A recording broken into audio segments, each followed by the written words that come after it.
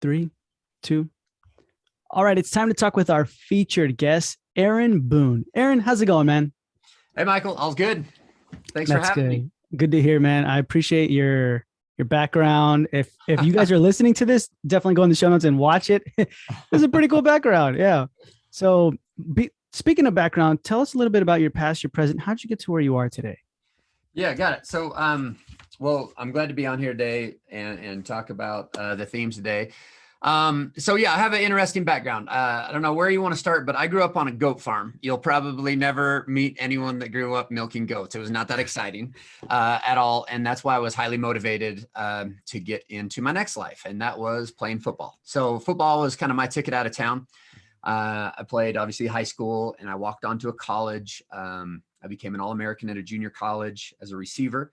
And I ended up going to Division I, the University of Kentucky, on a scholarship, and got to play down in the SEC against just amazing football. It was fun for a kid that grew up where I grew up to like playing these big lights and stadiums was really cool. I had a really good senior year, and next thing I know, I was roommates with Tony Romo with the Cowboys, and Really? that was kind of my first year. After a while, I got cut from there. Then the Bears picked me up. I moved to Chicago. Then the Carolina Panthers. I played in NFL Europe for a couple seasons. That's this helmet here. It's called Berlin Thunder. So I would wear like the Berlin outfit, jersey, but then I had like the Bears emblem on my chest. So it was all Uh-huh. NFL guys, but they're trying to grow the sport internationally. Yeah. You see basketball, NBA, there's guys all over the world that are amazing now. They're Yeah. trying to grow football worldwide too. So anyway, yeah, I played for 9 years. Kind of my joke is I never got rich and famous, so I had to get a real job, and I work with dentists all day. That's crazy, man. So you played with where are those helmets at? Well, so my Cowboys helmet's here. I don't have my Bears. I have some stuff at home, so I'm in the office right now, and I keep a few things at home as well. But yeah, the Bears and the Panthers, and then so probably the coolest thing that most people like is I switched. So after an injury, I got Uh-huh. cut from the NFL and I started playing arena football. And my first boss was Bon Jovi, the singer. He owned a team in Philadelphia, and I went and played for Philadelphia Soul for a year before coming to the Utah Blaze. So So anyway, is that why you, I guess, like retired because of an injury? yeah, well, so the average career is less than it's like around 2 years total. So to play not, and that includes Tom Brady, who's in like 20 something years. So Yeah. it's a short, the best advice I got was my first ever meeting in the NFL when Bill Parcells walked into a room. He was our coach, and I'm sitting next to Tony Romo and Jason Witten. And he says, "You guys think you're pretty hot stuff, don't you? You made it to the NFL." And we're seriously like elbowing each other, like, "Yeah, we're here," like thinking we're pretty cool. And he's like, "Well, you know what NFL stands for? Not for long." And he walked out. And that was like my Ah, intro to the NFL. And sure enough, it was not for long. But hey, I had some great experiences, lived out a childhood dream. And then I got into the dental space. And that's, it's been 11 years or so that I have been in the space. I work exclusively with dentists all across the country. And we specialize, my company is called MVP Mental House, stands for Most Valuable Practice. So we get to kind of talk a little bit of sports too, but it's really helped evolve into what we do now, mhm. into direct mail and the analytics behind it. You watch any NBA, NFL, everything's about analytics, Yeah. because if you measure it, it will typically improve. And I've brought an analytical approach to direct mail to refine it, to improve it. Direct mail is not new, right? It's been around for a long time, but the technology and tools haven't. And that's what we've tried to bring to market over these years, and it's pretty cool. So anyway, that's kind of a quick intro. Man, so how did you get into dentistry then? Like from football? Yeah, so as I was in my early 30s and the writing was on the wall. I had a knee injury. I'm like, well, it looks, it was ending. They put me a year doing some broadcasting and I wasn't so great at it. So I could see the writing on the wall that I was out. I have a father-in-law that's a dentist. I have a couple cousins, uncle that are dentists too, and it was just kind of interesting thing how it evolved. And next thing I knew, I was working in the space full time. And I've kind of took this, I kind of have always the underdog kind of mentality, right? Just from my background and Mhm. playing. And I don't know, I feel like direct mail sometimes is the underdog of dental marketing, right? People kind of look at direct mail like, that's too old school, or that's archaic. I don't live under a rock anymore. Yeah. And I would argue that our tech and software rivals anything you're doing on digital marketing nowadays. It's pretty cool, some of the tools that we've built. Yeah, like I'm a huge believer. It's crazy you brought that up. Just recently, I started believing in, like, obviously even more about analytics, right? Like diving into them, seeing where the drop off space is at and everything. Although people are talking about like, oh, you need to like do that. So you're right. People do think about direct mail as like, oh my gosh, don't, like, for example, if I were to make a post right on one of the Facebook groups, people would be like, don't do it, like do Google ads or Facebook ads or something. But that's according to their experience. So, right. I mean, but what do you think? Why is that happening then? Why are people having such bad experiences? So I think one, rumors, but two, I think some legitimately have had bad experience, and probably from what I've found is because they were doing it wrong, or they were doing it the old archaic way. Okay. But I would also argue that if someone says, oh, well, you should do Google ads or you should do social, I could find 100 other dentists that would say they've lost a crap ton of money doing that, Google or other thing too. So really, as I've worked for offices all across the country, and, I've mailed hundreds of thousands of cards. Like, this isn't something that I'm new. I've tracked every one of them. So I'm really big believer on tracking and learning from that. So when you mail a postcard, what size should it be? What shape? What homes do you mail it to? What design? What offers? There's a lot of variables there.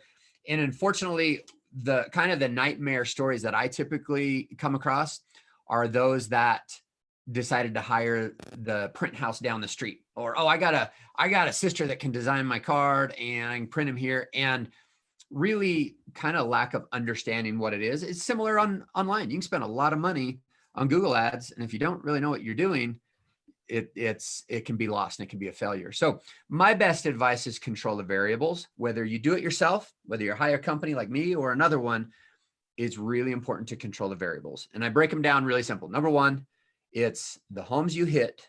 What's your audience? Who are you sending it to? Okay. And I could argue also when you send it, especially around these holidays and stuff like that.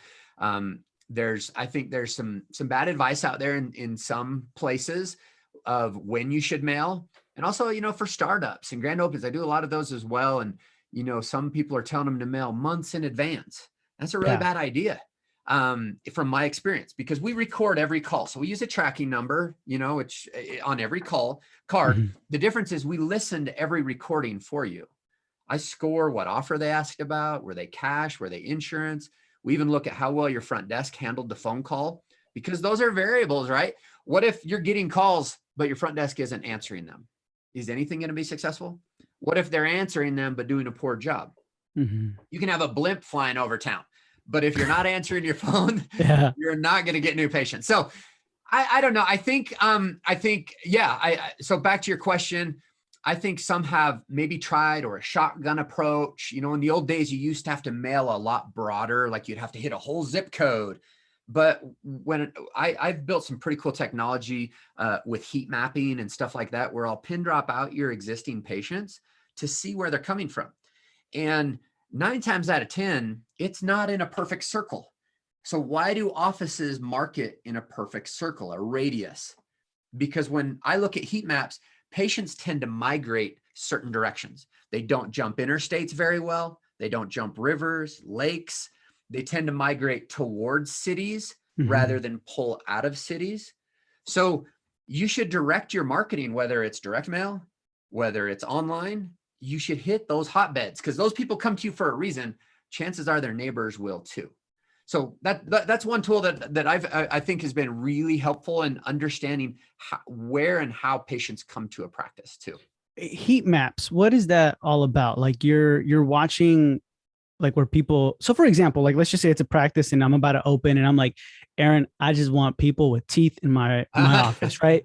And so how does heat maps play a role in there? Yeah. So for grand openings, you got to leverage experience. And that's meaning I've looked at hundreds and hundreds of these heat maps so one of my questions for grand opening is this: in 1 year from now, If I was to pin drop out all of your patients, where do you think they'll come from? And so you kind of have to have a future in mind when you work with grand openings, because you don't have any data, right? You're guessing. But because I've worked with literally hundreds of grand openings and I've seen the results a year down the road, I kind of know where they're going to flow from. But for an existing practice, it's a lot easier. I have them run a quick new patient report. I just need the addresses. I like to look at the last 3 years. No, I don't go back 10 years or 20 years because neighborhoods mature, they change, new competition comes in, right? Mm-hmm. So I built some really slick software that makes it really easy. I call it Map IQ. You basically just give me an address report. And you know what? I'd be happy to actually do a free heat map for anyone that's listening to this. Like, oh, nice. It's really cool. It's super easy. Any software, practice management software you have, I have instructions for you. Run me this report. I feed it into Map IQ and it literally pin drops out your patients over the last 3 years. And it is very compelling 9 times out of 10 where you should target, where your best neighborhoods are. Now, then the next step is when I mail this, I can actually take out your existing patients. So they don't get the postcard, but all their neighbors do. You follow me? So hit these hot neighborhoods, take out your patients, hit their neighbors, and you continue to grow because it's a similar demographic. It's like, you know, Facebook, lookalike audiences. You always hear that. Well, typically those neighbors are lookalike audience to your existing patients. Gotcha. So that's the gist of heat maps then, right? When people will hear that. And I can dig deeper in that. Like I can actually show people their highest producing neighborhoods. Sometimes people come, hey, I want to get more implants. Okay, well, let's look at where your implants are coming from and see if there's any rhyme or reason of where. Is it an income thing? Is it a home value thing?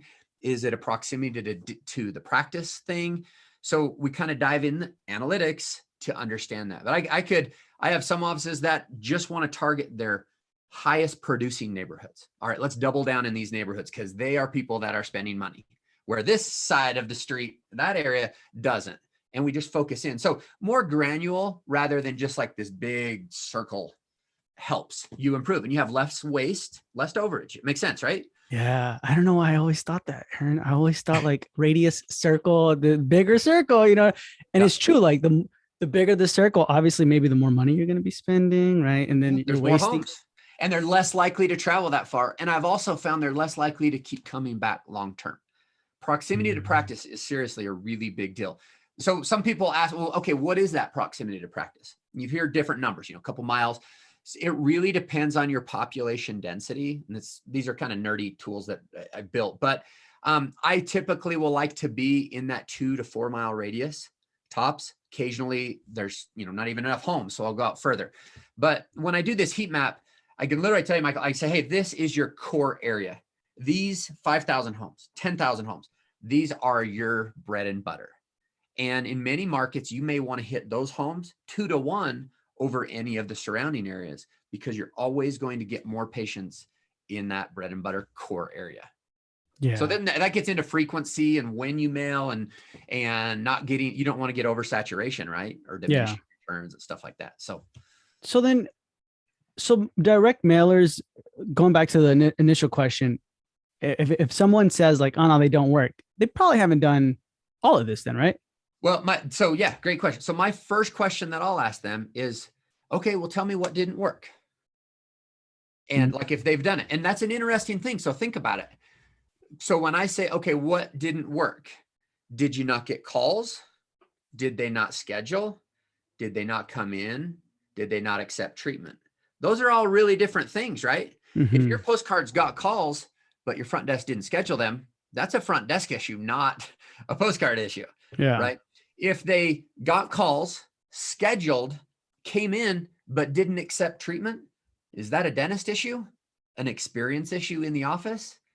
It's not the direct mail, right? So that's the thing to really get your arms around, is why didn't it work? And what I suggest back to football is like, if something doesn't work in a game, or a practice, what do? You improve it. Okay, we got to stop doing that part of things because it's not working, but this is working. And with lack of tools to be able to track all of that, I think that's where you have more mistakes made. Gotcha.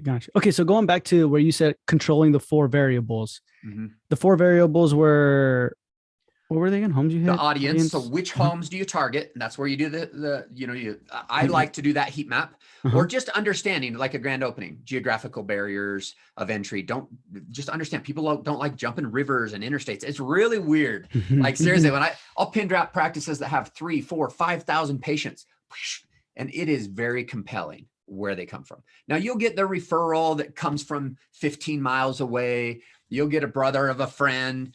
You'll even get some online people that come further. I don't pay attention to those far. I'm looking at the top 70 to 80% of your patients. Where are they coming from? And it's normally this core area that I'm talking about. Okay. Yeah. So then next, what do you send them?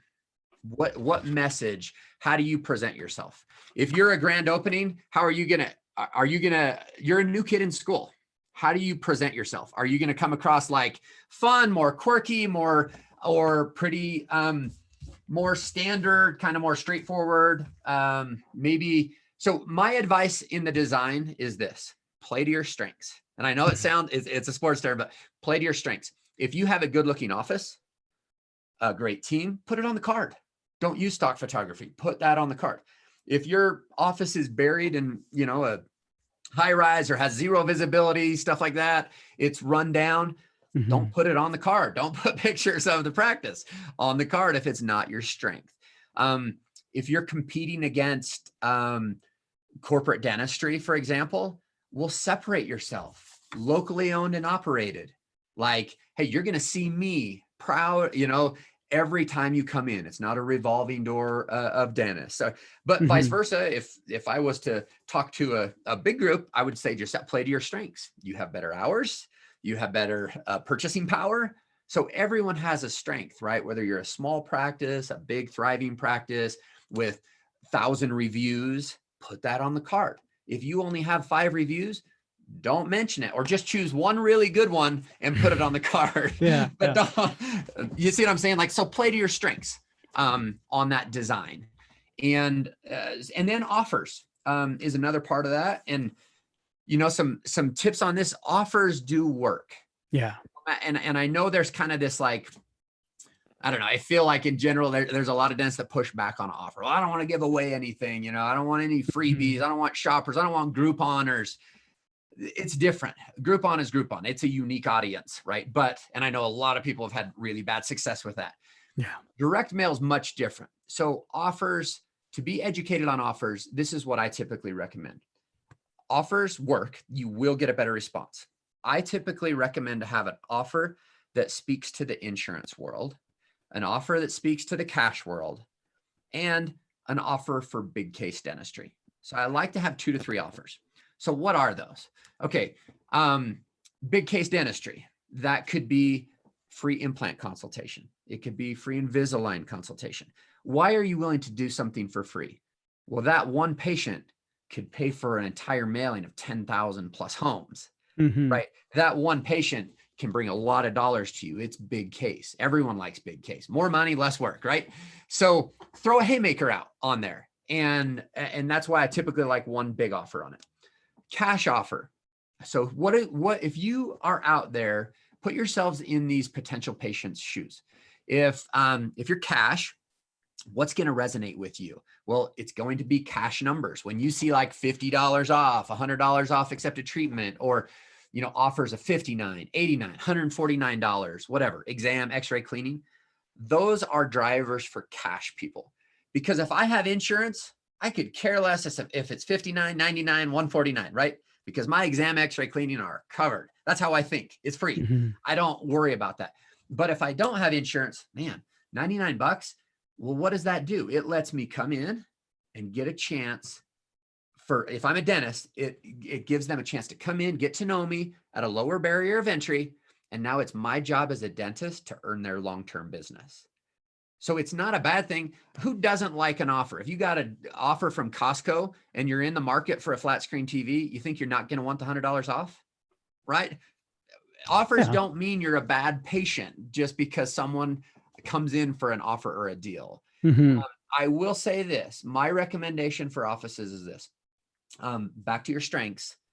For offers, so kind of follow me on this. The more confident you are in retention, the more aggressive I would be in your offer. The more I like confident that. you are in retention, the more aggressive you should be in your offer. Why? Because you know if they get in that door, you're going to win them over. Your team, your office, and they are going to be with you for years. They're going to refer family and friends, tens of thousands of dollars in the future.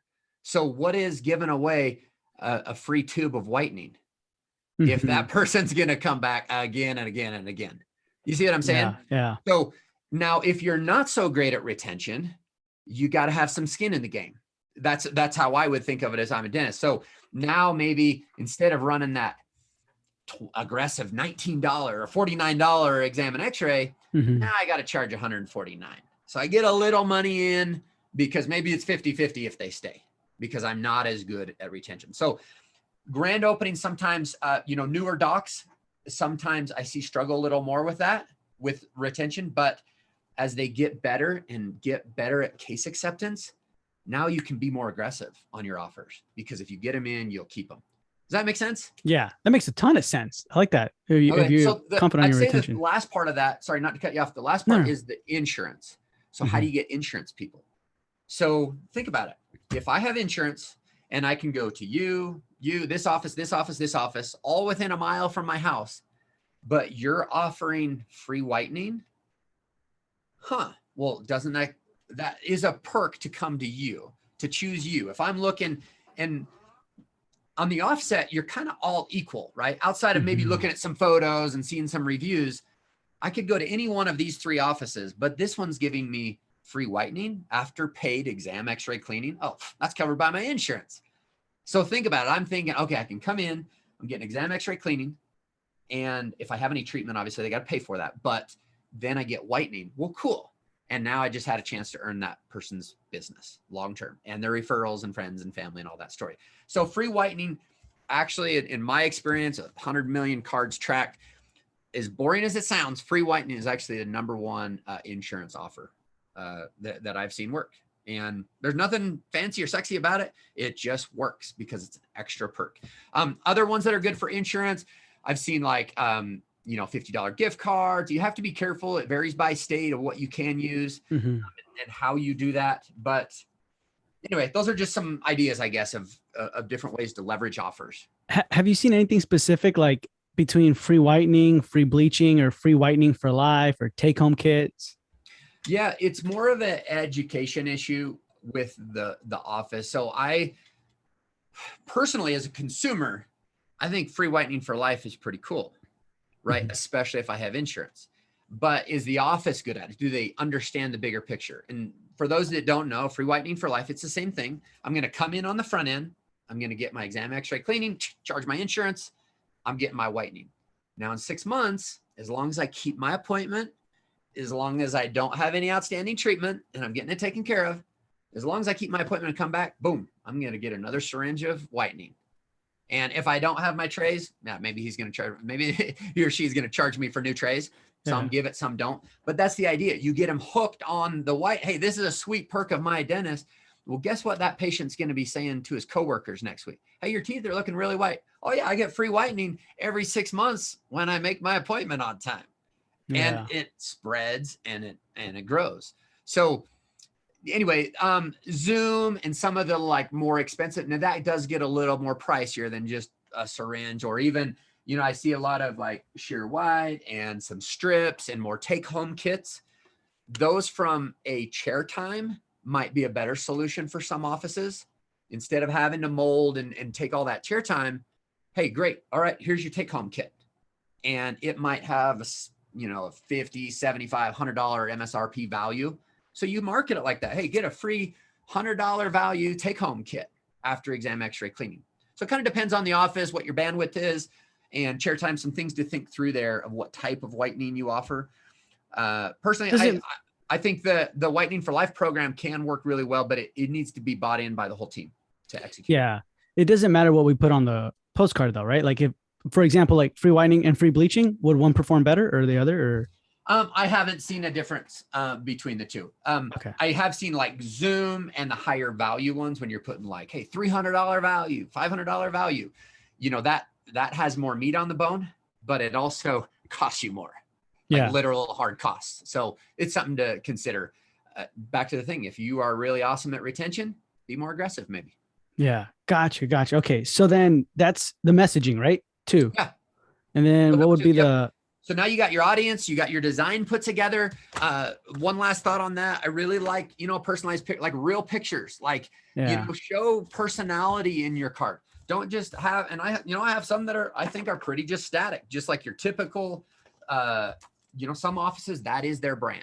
Yeah. So, I want to help put offices in their best position to be successful. But anyway, once the design is done, to control the next variable, this is the tricky part. Okay. It's a two-part. When do they hit homes?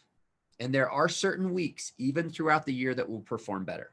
Okay. So for example, I typically shy away from 3-day weekends. So I like cards to hit homes early in the week. Monday, Tuesday, they hit homes. There's a lot of logistics behind that of when from your provider, whoever you're using, or if you're trying to do this yourself.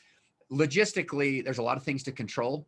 I actually drop ship all of my carts. So rather than print them, put them into circulation here, I actually drop ship them, use a third-party shipping company to take them right to Orlando, right to New York, right to Wisconsin, whatever it is. And I have them delivered. I have signed receipts, so you know right where they're at. And then they're hitting homes typically on a Monday, Tuesday, because you'll get more calls than if they hit on a Saturday or a Friday. People are busier on weekends, right? Earlier in the week, it sits on the counter maybe all week, or you're more in work mode. Where on a weekend, maybe it just gets thrown in the trash or up on, top of the fridge. There is some things to think about that though. Now, some people, I guess kind of some haters of the direct mail world. Well, I get direct mail and I look at it and throw it right in the trash. Yeah. I was going to ask you that. How many times have I heard that? Yeah. That's great. That's fine. It happens. I'm not going to lie, right? It happens, but follow me on this. The average new patient to a dental practice over year number 1 is typically around $750 to $1,250. One patient. So let's say $1,000. Okay. One patient. If you mail to 10,000 homes, even if 9,990 people throw it away, the 10 that don't just made you 10 grand. And that's just off the first. What about family member 2, 3, referrals, coworkers? And that's the problem, is people don't give it time to mature. They just see, oh, I only got 6 new patients, 8 new patients. And they're looking at this really short-term window. But what they don't look at is, oh, but the next week, family member 2 came in. Their spouse came in. Their kids came in. They referred coworkers. And that's where it grows. Now, what if you got 15? What if you got 20, 30? Now you can see how it really well. So yes, it's interesting because, Michael, think about this. So in the digital world, what do people sell all the time? Impressions. Oh, you got 170 impressions. Dude, I just got 10,000 impressions day 1, 5,000 impressions. Even if it went to the trash, that's what's happening online too. You see a digital ad, boom, it's an impression, but did it move you? It may have it planted a seed. It's the same thing you're doing with direct mail. You're just able to proactively hit homes. You can have the best website in America, but how do you get people to it, right? How do you get people to see your brand? That's what I love about direct mail is physically, they are going to touch it. They are going to see it, and you planted a seed. And if it resonates, they take action. And it might not be action today. It might be 4 months from now. It might be 3 months from now. I keep these tracking numbers active for over a year, and you'll see it like 6, 7 months sometimes. Someone pulls it off the fridge and calls. And I love telling docs, hey, guess what? You just got a call from last September's card or last March, and they just scheduled for an implant consultation. So anyway, sorry, I'm kind of going off on tangents here. No, it's good. That's good. That's good. I like that, because that's a question. So, I mean, not a question, a statement. So many people say like, oh my gosh, like I can't tell you, they might say they live in an apartment complex and they're like, I see a bunch of mailers just in the trash all the time and all these things. And it's a numbers game. Right. Yeah. It's literally a numbers game, and so think of it more that way. You're not, one of Michael Jordan's, quotes or whatever. Hey, you're going to miss every shot you don't take. Right. And even if it's a number. So even if you mail 5,000 homes, 10,000 homes, you only need a small fraction to actually respond right away to start become really profitable. And it's tracking that to know what you actually got. But I do think there's, and one last comment on that I would say is this. Sometimes when you're a dentist and you get at, or you work at a dental office and you say, oh, I get a dental ad all the time. I put it right in the trash. Yeah. Okay. Well, that's because it doesn't resonate with you because you obviously work in a dental office. But let me tell you this, if you needed tires for your car and you got a tire ad and it said, hey, $100 off, come in for a free quote. Is that not going to resonate with you? Because you are in the market for tires at the time. Okay. In marketing, it's called your reticular activator.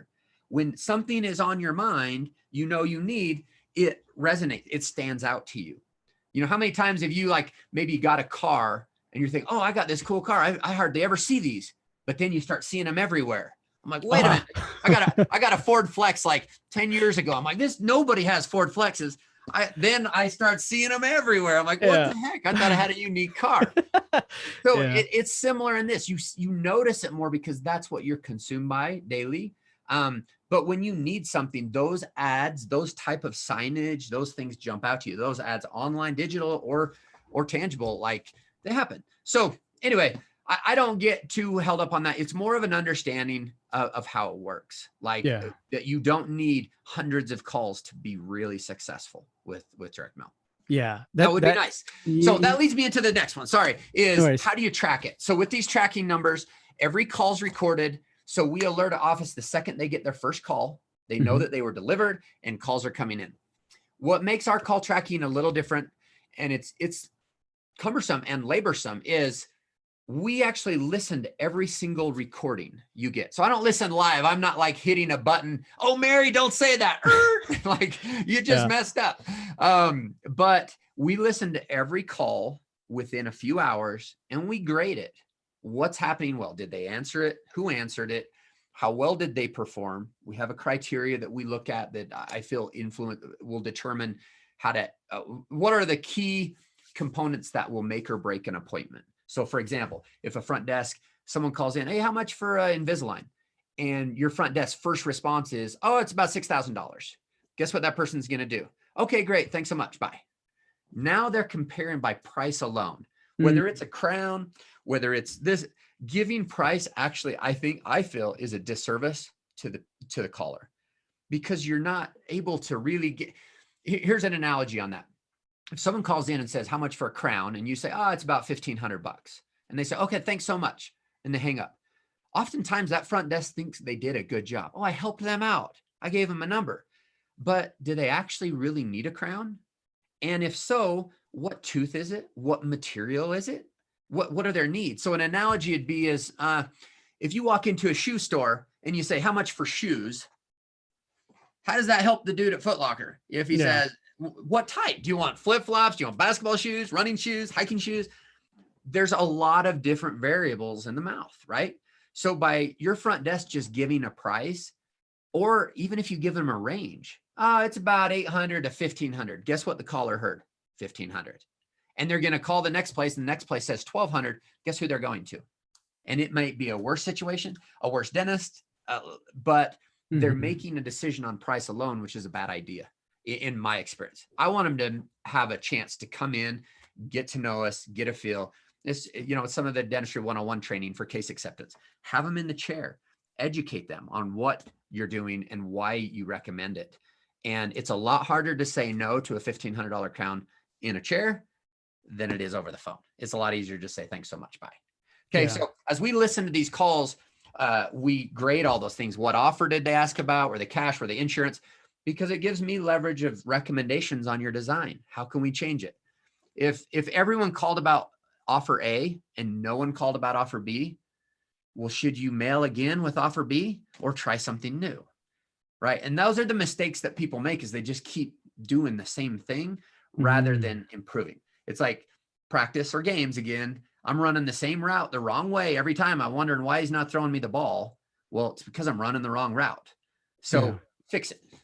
Yeah, I like that. And here's the thing, Aaron, I feel like this is all great. It's all stuff I didn't know. You know what I mean? Like I'm learning right now, just watching you. But it's a lot. Like It it's a is. lot for, especially if you're a startup or like you're, a couple practice in, or you're like, you feel like you're going down. And I think, like you mentioned, social media is kind of easy in the sense, like I'm gonna make a post and I'm gonna try and make it go viral and do things like that.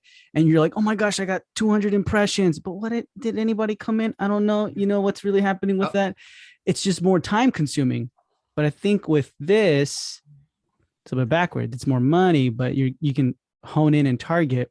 But it's just, I mean, if I were to do it all on my own, it's kind of a lot, it can be complicated. And I don't want to like scare people off or like nerd out too much. I mean, understand, this is all I do all day, every day, direct mail for Yeah. dentists. So naturally I'm going to be more passionate about it.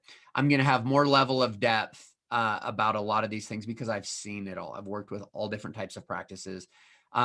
There are beginning level. We try to make it really easy, down from just leveraging our experience, good and bad, to put a new office in the right position to be successful. I mean, literally, I need a 15-minute design questionnaire, and I need you to run that heat map report for me, the patient data, and I put together plans to make it really easy for you. Leverage experience, and sometimes you don't need to reinvent the wheel. Yeah. In some of these regards. So, and timing and just knowing the industry a little more. So, for example, we're coming up on the new year, January. Even Woody Oakes years ago, who wrote The Profitable Dentist, he stated January is the #1 month of the year for direct mail. Now, in my experience, it competes with August. It goes back and forth, 1 and 2 in different years, but it is one of the best months ever. Q1 is the top quarter for response. Okay. So if you the only time you ever did direct mail was the week of Thanksgiving, well, you're going to be disappointed because it's not going to work. Yeah. Right? It's overshadowed with Black Friday mail. It gets lost in the shuffle, things you don't think about, right? The average person. But because you eat, sleep, drink it, it's like, it's just more specialized. It's why some people will go to an oral surgeon for certain procedures, even though, yeah, maybe my general dentist kind of has an idea of doing it.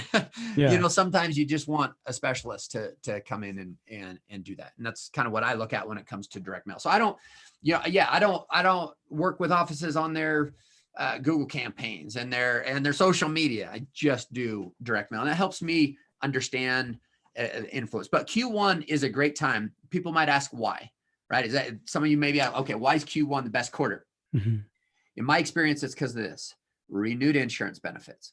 If your practice accepts 60, 70% or more for files insurance on that percentage of your patients, it's a great time to mail because people have renewed benefits. If you're going to switch from a dentist that you're unhappy with, or that you're driving too far away from, that maybe you moved, or you're a new mover, or you just haven't even established a dentist and you have insurance, you're more likely to do it with renewed benefits because there's that money thing, right? Nothing's really out of pocket. I can go get my exam, x-ray, cleaning, they bill my insurance, and I see where I'm at. Also, you have people making healthier decisions. New Year's resolutions, right? This year, I'm going to fix my jacked up smile. And that's my goal. And I know I have tax return coming soon. Put yourself in consumers' shoes. So Q1 works. It's the same reason why gyms are packed in January, right? People are making those decisions. Holidays packed away. Moms are looking for that next checkbox. Oh, I got to get my family into a dentist. And Q1 works really well. But if they don't know about you, your practice, they're not going to choose you. It's that simple. Right. And if the only way to find you is Google and you're there with 10 other dentists on that first page, it's a crapshoot if they're going to choose you. Right. But if they're looking at your face and your picture and something resonates with them, or that review that you wrote, or 300 5-star reviews, now you're in the conversation. That's all you can ask for, right? To be in the conversation, to be chosen. Yeah. What are your thoughts really quick on EDDM? There's some good and bad. So I've tracked a lot of EDDM too. There are some limitations with it. So personally, I don't use EDDM postage. I pay a little extra in postage because I can get better results. And I think it far outweighs the couple pennies of savings. So a couple pennies in direct mail means a couple $100, right? So you could do EDDM and save a couple $100 for sure. And for some type of practices, maybe even more rural practices or offices that feel like they have that front desk really dialed in. They don't have any concerns how well the calls are being handled, and that kind of monitoring reporting is not that important to me. It's just get it out there. EDDM can be a good option for you. It's the least expensive type of postage that you're going to get as a basic office. So why don't I use it? Limitations with EDDM are a couple. One, I can't really control exactly when it hits homes. So I can get it in circulation, but they give you a range. Well, sometime in the next 3 to 14 days, it's going to hit homes. Well, what if it hits homes on that Saturday that you didn't want? No one's answering your phones, or a Friday. Only 10% of first-time callers leave a voicemail. So if they don't, guess what you just did? You just got the neighbor dentist a new patient because it's on their mind. Oh, I need a dentist. You call them, they don't answer. Guess what? Google's now your enemy. What other dentists are nearby? And they call the next one and they schedule an appointment there because they answered the phone. So limitation number one, I'd say, is there's less control of when it hits homes, what day of the week. Number two is they're not addressed. So on the back of each one of our cards, we put an actual address and it's mailed to that specific home with an address. In EDDM, it just says kind of more like current resident, right? EDDM, because the mailman's delivering to every home in their route. With ours, I can actually take out your patients. Remember? So the mailman delivers to these 3 homes, not to the Smith family. They're already patients, so they don't get it. The next 2, take out the Nilsons. They don't get it. And now you're not putting these new patient offers in front of your existing patients. If you're running an aggressive offer, free Zoom whitening, if the Smith family gets it, guess what? They're going to be calling you, hey, I want Zoom whitening. I never got Zoom whitening. Yeah, that's true. So that's a limitation too. So anyway, there's some other things more in depth too, but like those are kind of some main ones that I look at. And so the targeting too kind of becomes a bit of an impact with EDDM too. So can you be successful with it? For sure. But typically EDDM is associated with you doing it yourself, right? Designing the card, where do you mail it? And you're back to shooting from the hip without the heat map, without the call tracking. And I think the most important thing is post analysis. I call it a matchback audit. So after every round of mail, let's say you do 3 mailings, let's go 5,000 homes up here, 5,000 to the north, 5,000 over here. I use a new phone number on each mailing. So you're going to know exactly response rate from each drop. Okay. So this is an important thing, whether you're doing it yourself, using another company, is you got to analyze the results. So what I do after each round or whatever an office does, their intro, I have them run a new patient report, because it doesn't matter if I show 50 people in my report. Oh, look, I got recordings from 50 people. They all scheduled. Well, what if they didn't show up? The dentist didn't make any money. They're not going to be happy. So this audit, I think, is really important. Is basically I take a new patient report out of your software of who actually came in and spent money, and I compare it to all the names and phone numbers that I captured through your tracking line. I match them up, and I literally show you name by name, number by number, even homes that never even mention the card, but they got it 5 days before, because we do an address match of your patients with the homes that we mailed to. See what I'm saying? So by matching that up, now you're walking away with some real takeaways. Did this work?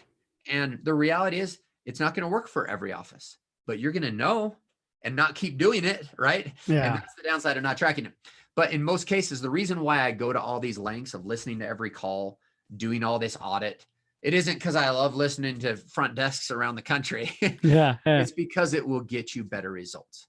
Measure it and it will improve. Yeah. Measure. Isn't that a book? Right? Like Measure What Succeeds or something like that. Man, that's awesome. Great information. Aaron, I feel like we can go dive deeper into like specifics, and maybe we will in the future here, like on how to do startups, practices that are open, specialists, right? Things like that. But if anyone has any further questions or concerns or anything like that, where can they find you? MVPmailhouse.com. There's a contact us, request a free demo. Like I said, I'll actually be happy to do any free heat maps for anyone that lived through this podcast and didn't totally go cross-eyed with all the information I threw out. Sorry. I realize I go into depth, but I wanted to give like some real like freebie, some really good information. Whether Yeah. you do this yourself, whether you're using another company, these are things you should demand because it will get you better results. It's not necessarily easy, but it's controlling those variables. But it's direct mail. You have to put postage on it, and that is expensive, right? We need them delivered. But if it can make you money, that's what I'm after. So if you give me $1 and I give you back 3 or 5 or 7, how often do you want to do that deal? Yeah. And that's how I look at direct mail is if you give me $1 and you get back 4, well, let's do it again. But if you're just breaking even, well, do you want to do that again? Is it worth the risk? But you're going to know. I put you in the driver's seat to make those decisions. So go to mvpmailhouse.com. There's actually a little video there you can watch that kind of puts some of this on paper, so to speak, so you can see what I mean by heat map. You can see what I mean by design. But yeah, I mean, our team, all of our team is really dialed in. I don't have that, new intern or the guy just out of college that because I'm this huge company that doesn't know what they're talking about. My team's super experienced. All of them are experts and mailed millions of cards. And we really take a lot of pride in what we do. And I'm happy to give free tips too. Startups, it's scary. I sympathize, as a business owner myself, chasing the American dream, years ago, it's hard to open a practice. And I really put myself in their shoes like, man, this is hard to put out money, but man, you got to get the word out there. You got to get new patients in. And for grand openings, especially, it's really hard to replicate that. Literally day one, you could have 10,000 homes introduced to your office. And that's hard to replicate even in the digital world, right? Because you're more waiting for people to find you. Yeah, that's true. Awesome, man. So guys, that's all going to be in the show notes below or in the comment section. If you're watching this, definitely go to the website and check out the show notes below and get free heat mapping done. Like check it out. Reach out to Aaron, see if you want to talk any more tips. Literally, I'll even put a proposal for you. If you want to do it yourself, have at it. I'll show you where you should mail, and I'll even give you ideas for your design and what offers. And if you decide you want to print and mail and track yourself, have at it. There's a lot of dentists out there. I realize some are like that. I'm a do-it-yourselfer on some of my things in life, and others like changing my oil. I know how, but I'm not going to take the time to do it. I can pay a few bucks more. Yeah. And I know it's going to be done right. And I'm not going to get my hands dirty, and I can do something else with my time. Cause I know people's time is spread thin too. Dennis, you got a lot on your plate, especially startups that are, in all day, every day. Leverage experience. Don't be scared of that. I think in other vendors too. There's some good vendors out there, then some good tools, consultants that can help you, but it does cost a little more than trying to figure it out on yourself, on your own. Yeah, definitely. So guys, go in the show notes below. And Aaron, thank you so much for being with us. It was a pleasure, and we'll hear from you soon. That was fun. Thanks.